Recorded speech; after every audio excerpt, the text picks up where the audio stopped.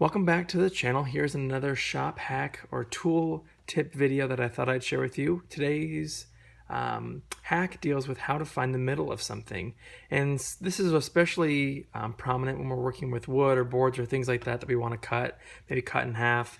And sometimes we're lucky and those boards will be nice and even, easily dividable. So right here we have 4 inches, so obviously that would be 2, and the work would be done. But what happens when we have something that doesn't have a nice maybe width or length to it? So here this is just a bit shy of 3.5 inches. So I could use some math, figure out what that diffraction is divided by 2.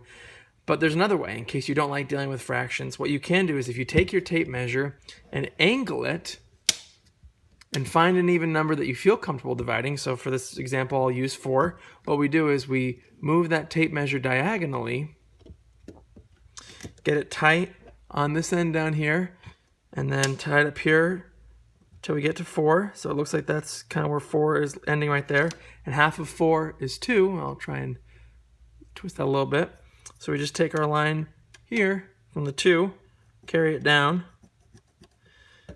and just like that, we have the middle of this board that had an ugly fraction that we didn't want to figure out. So this is just a helpful tool tip in case you ever do need to figure out the middle of something. You can use that tape measure hack where you choose a number that's even or easily divisible in your head by 2, twist it till you get there, and then mark the center of that or the middle of that line. So yeah, if you have any questions or other tips, please feel free to share them in the comment section below. We're all here to help each other out, and I hope to see you in the next video. Like and subscribe if this video was helpful, and thanks for watching.